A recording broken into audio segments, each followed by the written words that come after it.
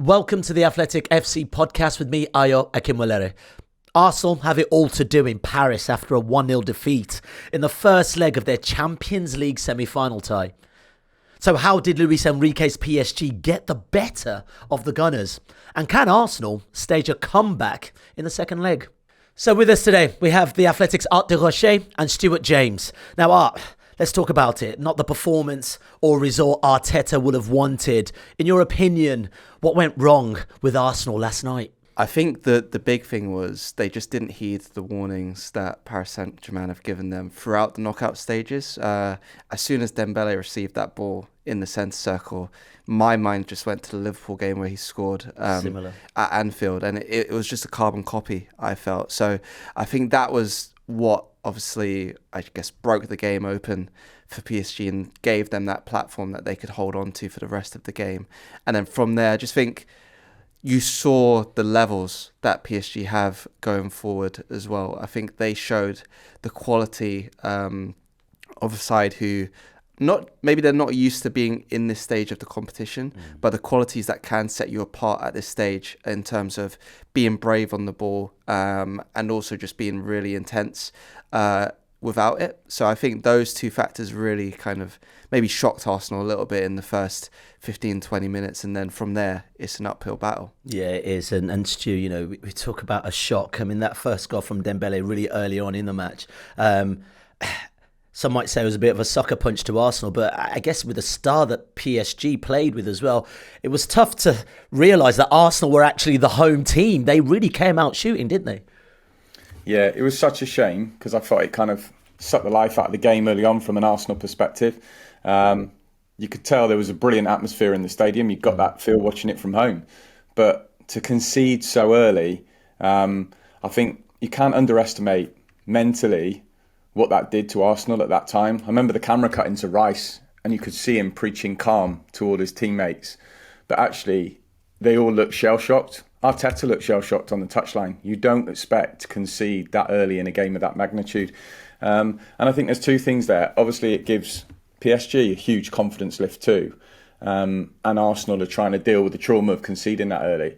But talking to the point that Art just made there as well, you have to give massive credit. It wasn't just a mental problem for Arsenal in that first 20 minutes. Tactically, technically, PSG was so good in that period, so good. And Dembélé was just so intelligent with the positions he picked up. They were monopolising possession. I remember a stat flashing up on the screen after about 20, 25 minutes that Arsenal had 33% possession. Yeah, you know, they're the home team in a Champions League semi-final, and we're used to seeing Arsenal dominate the ball.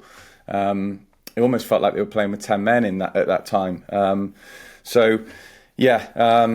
real blow because if the opposite had happened, you felt the stadium would really have ignited, but it just took all the energy out of Arsenal and the supporters, it felt, for that period, which is totally understandable. Let's talk about that atmosphere. What was it like? You know, Arteta asked the crowd to bring it, you know, to bring their boots, as to say. It felt like it. How was it out there? Yeah, for me, I mean, I got out maybe about just over an hour before kickoff, and the PSG fans were already in the away section, and you already had Arsenal fans filtering through near the side of the pitch where they do all the flash interviews and stuff. So you could get that feeling of excitement from both sides, and I felt that when you came out just before kickoff, just before the players were about to enter the pitch, it was amazing. The noise, personally speaking, I've been going to the Emirates for how long? 18 years. Wow. 18 years. And personally, I don't remember it being that loud ever before kickoff. So for me, I thought they brought their boots, figuratively speaking. But yeah, as Stuart says, I think it was just really unfortunate, the timing of the goal. And you could really feel the effect of that afterwards. I think in the real immediate aftermath, they still tried to kind of lift the team. But I think once PSG had the ball for that long, it just quieted the crowd down a little bit. And it was kind of a bit hard to recover after that. And again, in the second half, really early kind of tipping point where Merino scores and it's ruled out. And I think that's another moment where if Merino's a couple of centimetres just one more side, I think that really changes things. But a few unfortunate timing. Yeah, football's really interesting, isn't it, in terms of narrative, Stu? Because Art talks about Mourinho's potential goal if it had gone forward, how that would have changed the course of the tie. But even if you think about Trossard and also Martinelli as well, they had chances, and it's one of those where if things aren't going your way, every one of those missed chances or opportunities sort of feels like a nail to put you down a bit more. Do you know what I mean? Like a goal from Trossard or a goal from Martinelli, now the team start to believe. Unfortunately, that wasn't the case. Yeah, you're spot on. Those key moments. I remember just before half-time, it felt like Arsenal were finding a little bit of momentum. They got back into the game after that really difficult first half hour. And then that Martinelli chance came and went, and you thought, if they could have just scored before half-time. And then second half, when that goal goes in for Mourinho, his celebration looked a little bit subdued. Almost to the point you thought, does he know he's offside? Ian Wright was jumping up and down. It was electric at that moment when it had gone in, though, the rest of the ground. And I thought, this is it, 1-1. Here we go, Arsenal. You can have a real crack at PSG now. Try and do what Villa did to them in that second leg at Villa Park. Instead, it just never happened. And then the longer the game went on, to be honest with you, my biggest concern was PSG getting a second goal. And they obviously had those two great opportunities late on. A real blessing that neither of those went in. Because I think if Arsenal were going to Paris 2-0 down, it would be irretrievable from that point. As it is, it's not. But yeah, you're spot on. Those moments in a game, little moments where you really want to capitalise on. It's funny because small things become big things. I remember Lewis Skelly winning the ball off Hakimi after about 25 minutes, half an hour. Arsenal had a really difficult opening. And suddenly that challenge just lifted everyone. But they kind of needed to then go on and get a goal, obviously. And unfortunately, that didn't happen. But I have to say, I'm so impressed with PSG. I think they're a brilliant team. Yeah, and Donnarumma really showed his stripes yesterday. Absolutely incredible saves for both Trossard and Martinelli. But Stu's right. Should Arsenal should Arsenal feel lucky or feel grateful that they're not? It's not more than 1-0 because Barcola, it was a silly miss, and then Ramos hitting the bar. I thought it was over at that point. Yeah, in a sense, I would say, but I wouldn't say it's all down to luck. Okay. I think for me, I didn't view that second half as PSG going for it and going for the second goal. I thought they were quite, conservative in the way they played, and they just kind of looked for those opportunities, and that's where the chances came from.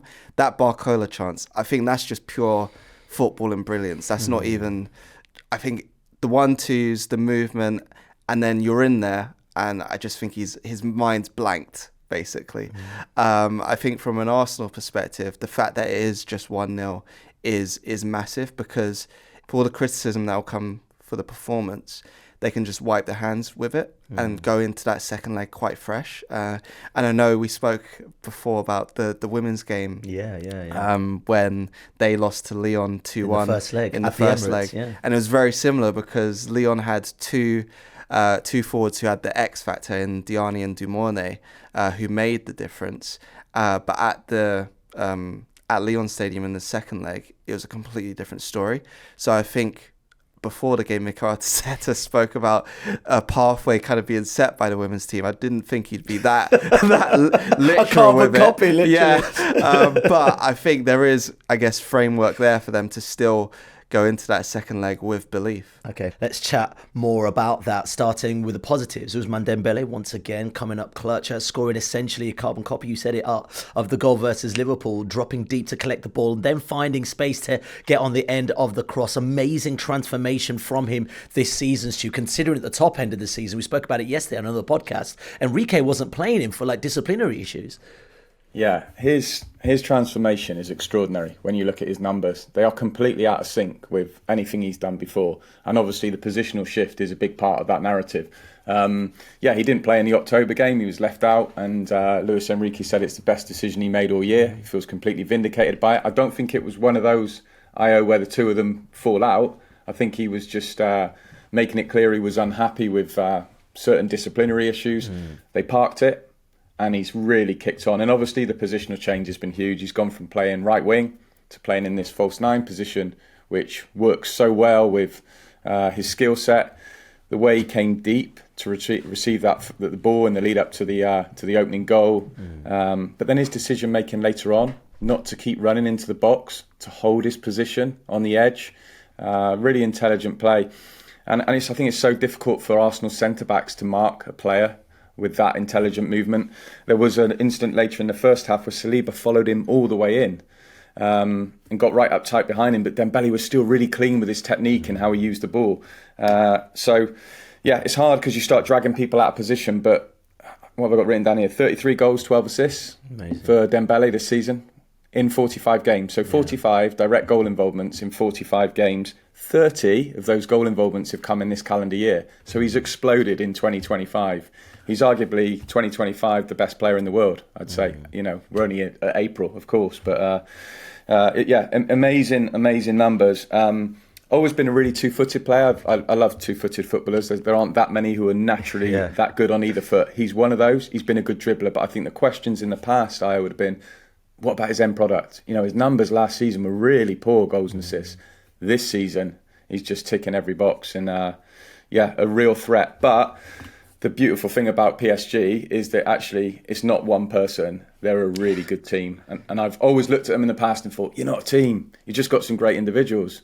And there's loads of players doing the donkey work for 2 or 3 stars. Now they all seem to buy into Luis Enrique's ethos, and that's testament to him as a coach. Yeah, talk about a two-footed player. He's so good two-footed, he doesn't even know what foot he's got to shoot off, Dembélé.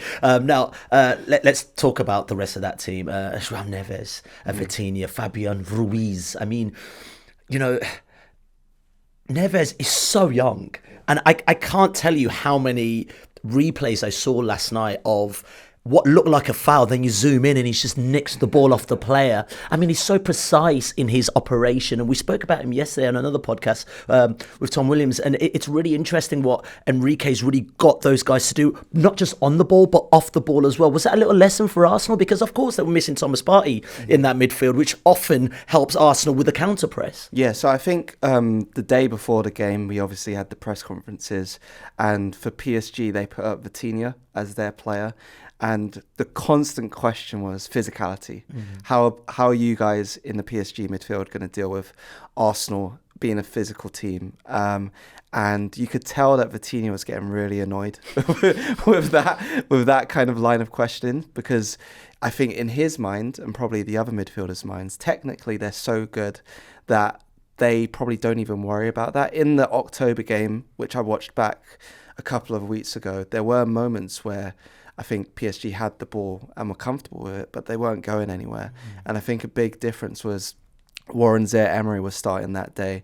Since then, I think he started 4 games in the Champions League, none of them in the knockout stages. Instead, it's been Fabian Ruiz, who kind of just ghosts into little pockets. He had that moment where he hit the post after Doué's shot. He was offside, but he's still in that area, in that zone. And then I think from just how that midfield's made up, there's so many opposite movements that are really hard to kind of almost not react to. Because if we go back to the goal, I think it's Vitinha and Ruiz making those opposite movements. And as a midfielder on the other side, you're going to react. It's your instinct to follow them. But I think that's where maybe communication comes into it, where you maybe need a shout from someone behind you to say, don't follow that run, because you're going to leave acres of space for Dembélé. And that's how they did it against Liverpool. That's how they pulled people away from Dembélé. So, yeah, I think as a unit, those 3 are really intelligent in how they both create space and exploit it as well. Yeah, Enrique's just got them moving so brilliantly, like to the point where I'm like, where is anyone playing at this point? It's so tactically astute. Stu, let's talk about Arsenal's midfield then. Like Martin Zubimendi, we've spoken on this podcast, how he's heavily linked with Arsenal and a summer move to the North London team. Now, look, is he a signing Arsenal need to help improve their ball progression? Because, you know, I mentioned Thomas Partey there. I mean, he by all accounts, he's had a very decent season, actually, playing next to Declan Rice. Yeah, I think what that signing would do is liberate Rice a bit more. It would allow him to play in a more attacking role, to play more like an 8, be more dynamic. And then you've got someone behind him who can control build-up. I think Partey was a big miss, actually. I think because it also destabilises other things. I think Marino would have been better suited to playing in that more advanced role that he's been doing. There's an argument with the centre of the pitch opened up in the same way if Partey was playing for that first goal. You look back and picture Declan Rice's frustration with Partey in Real Madrid, right, when he gets that stupid yellow card at the end of the game. And I think that changes a lot, and it changes Arsenal's setup at a time when Arteta doesn't have that many options. I'd see that would be a really, really good signing. But I still think, for me, they need a lot more at the top of the pitch. I think the other thing I'd mention on midfield, and you might well be coming on to this, I just don't think Odegaard does enough at the moment. And I think, so we can look at what someone else would bring, but also I think Arsenal have got to find a way of getting more out of him, and Odegaard's got to deliver more. They're issues, but fundamentally, I think in midfield, I agree with our second half, that the dynamic of the game changed. PSG weren't chasing that second goal until a couple of opportunities opened up. But Arsenal had a lot of the ball, but I didn't see them really creating much. If you think about the two biggest chances of the game from Arsenal's point of view, one comes from Lewis Skelly playing inverted first half when he comes in.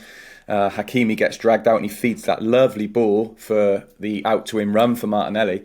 Second half, it's not through passing that great chance for Trossard, it's through Rice surging through the centre of the pitch, breaking the lines through carrying the ball, and then obviously feeding Trossard. And I think if there's one comfort from Arsenal in that, both those opportunities have come from the Arsenal left, the PSG right, where Hakimi loves to get forward and there's space to exploit. So I think that's probably something for the second leg. But for me, to go back to your question, I feel like the biggest thing for Arsenal is to improve their attacking options next season. Yeah, for sure. We have to talk about Odegaard, Art, and a player who's often shown lots of promise this season. Not to say he hasn't shown promise, but post-injury, almost look a shadow of the player he's been. Obviously, his link-up mate, Bukayo Saka's also been injured, but I guess sometimes, especially as the captain of the team, you probably want a little bit more. And I wonder if from where you were sitting, the fans, we talk about that atmosphere, almost felt frustrating as well when you're looking at 60, 70 minutes and Arsenal sort of resort back to this sort of trying to play it back post, not being able to break teams down. And actually, he's the orchestrator of a lot of those things. Is it disappointing to see where he was last night? Yeah, so in terms of fans that were around the press box, there was a lot of frustration as the game kind of went on towards him. And I think part of that is down to, those balls that you can predict kind of being floated to the back post that may be easy for Donnarumma to claim. But then also I think part of it was down to, in that midfield battle, there are moments where in 50-50 challenges, he didn't fully go in for a ball or something like that. And that, I think, is something that's when you hear the groans and stuff. So I think you'd want him to be more imposing in those situations, which I know it isn't his game, but still there are moments where you can actually fully go in rather than kind of going half-heartedly. Also, I think from where I was sitting, there were moments where I was a bit surprised that he wasn't combining with Saka as much. So I was at the Ipswich game where it was White, Odegaard and Saka. So that trio that everyone's spoken about so often. That was the first time they'd all started together since, I believe, October, maybe November. Okay. And they looked really good together because White gave them, I guess, that extra body to take a defender away on the overlap. And Arteta didn't go with that, which was understandable because White was a fitness doubt and is probably, I'd say, not as solid defensively as Timber. But still, I was expecting moments where Saka gives the ball to Odegaard, a little layoff back to him, or a little through ball in behind for him to chase. And there are moments where ball comes back to Odegaard and he doesn't play that second ball quickly enough. And for me, it almost just strikes someone who's in the head a little bit too much, maybe thinking through the next decision instead of just playing what he sees. And for me, that's kind of what I took from it, rather than it being about anything else, really. And very quickly, Stu, I'm going to come to you in a second, but, there was a part of me watching that match and asking myself, why is Martin Odegaard still on the field when you've got Enrique who could naturally come on, obviously less experienced, but, element of surprise and whatnot. Yeah. Do you think there's an element sometimes in these kind of matches that Mikel Arteta, regardless of how well he's done as a manager and coach of Arsenal, can be a bit cautious in that at times? Because I think that also feeds to the crowd as well. I don't think Enrique came on till about 90 minutes. What's he got to do 5 minutes to try and get something out of the game? Yeah, so I think that element of it, substitutions, it's been a thread throughout, I think, Mikel Arteta's time at Arsenal, because people are wanting to see something fresh. And I think there are times where he's used substitutions really well. If you think back to last season, when Arsenal played against Manchester City at the Emirates, I think he brought on, I believe it was Partey, Tomiyasu and Martinelli all at the same time, and they were all involved in the winning goal that day. So he's shown that he can do it. But I think when you look to last night, you're looking for, I guess, a difference in rhythm in the game.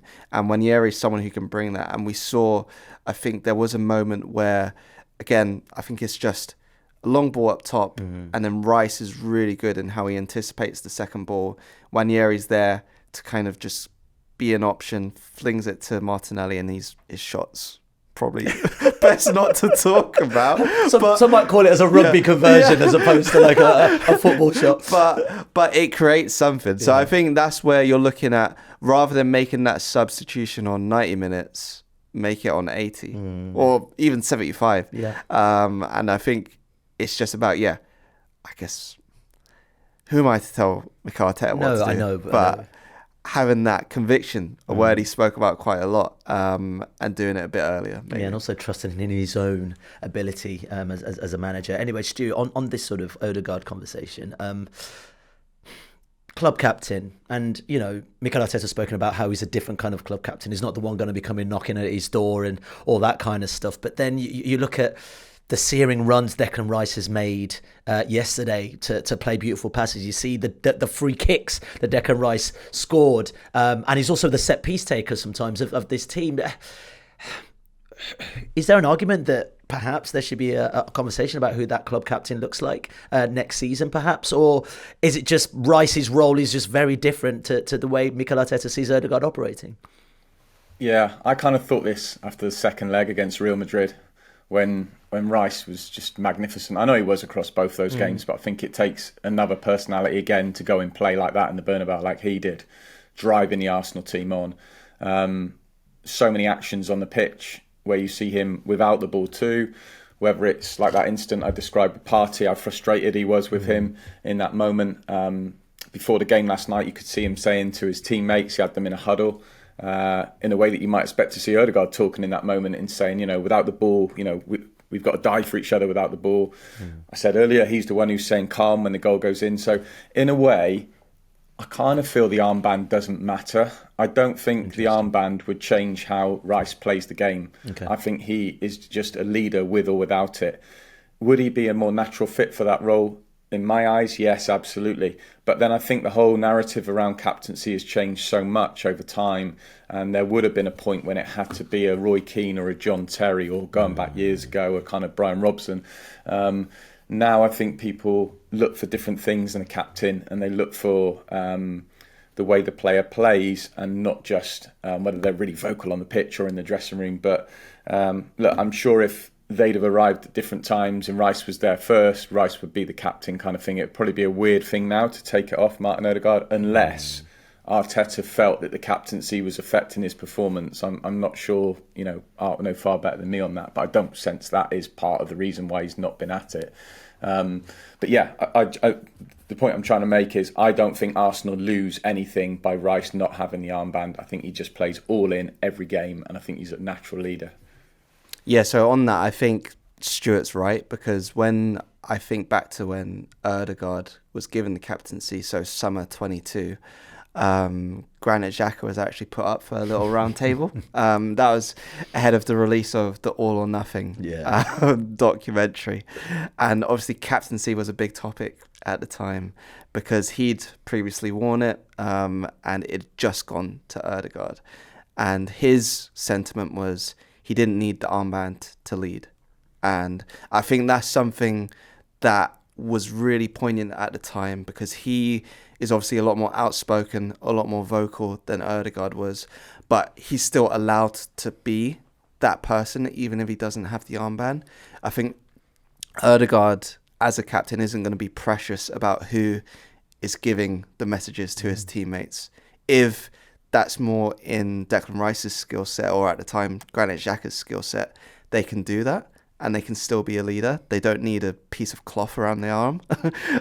So I think that from Stuart is probably very accurate. Also, I think when you look at the makeup of Arsenal's leadership group, which is something that's been going on since Mikel Arteta's been in the club, is something that's still evolving. So I think Odegaard is in there, and then Bukayo Saka, who had the captaincy when Odegaard was injured earlier this season, he only joined that leadership group in the summer because of the turnover of players, more experienced players leaving.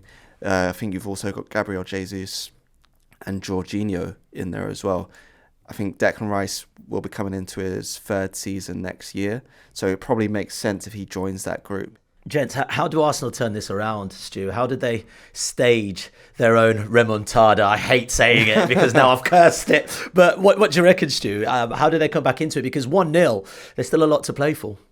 There absolutely is, yeah. It's difficult though, isn't it? There's no two ways about it. You know, this is a real challenge now to go to Paris and to come up with a game plan to find a way of winning there. I find it hard to believe PSG won't score. Good point. And stating the bleeding obvious there.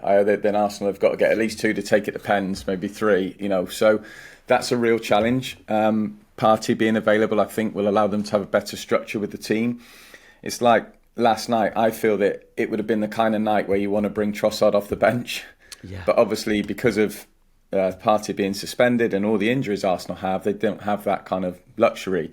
So, yeah, really difficult. I still think, you know, what I mentioned earlier about that PSG right side where Hakimi pushes forward so much. I think Arsenal have got to try and exploit those areas.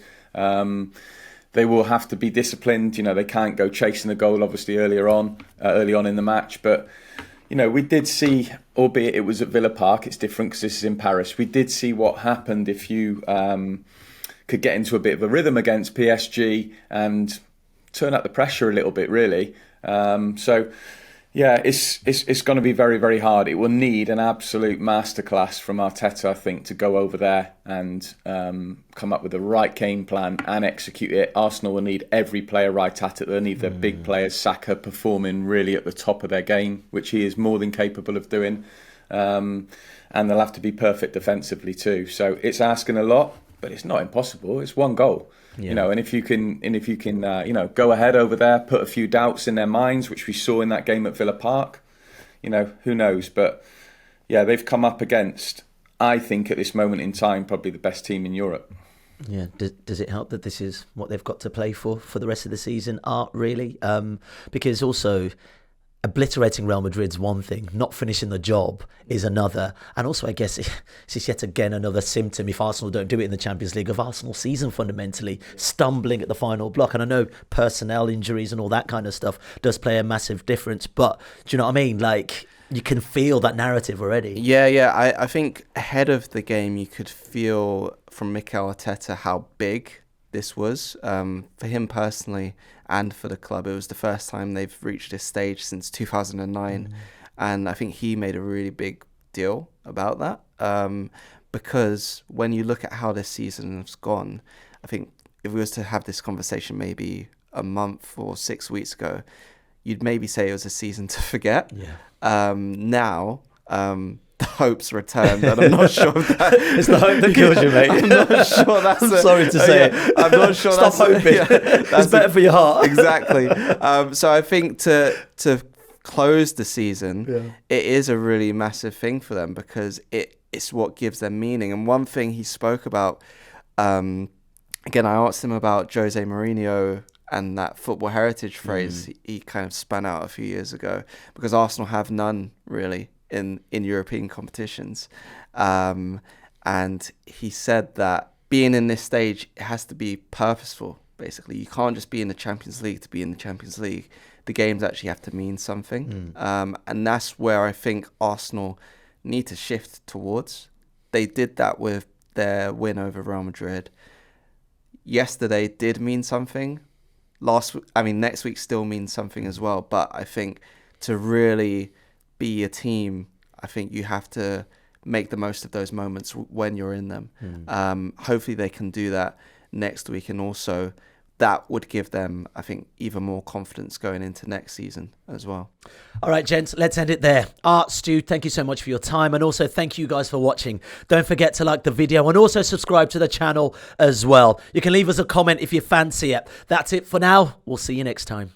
If you want to watch more episodes of the show, please subscribe to the channel. We'll be joined by the likes of David Ornstein, Matt Slater, Adam Crafton, Carl Anker, and plenty more through the season. If you'd like to listen to the episodes in full in audio form, search The Athletic FC wherever you get your podcasts from.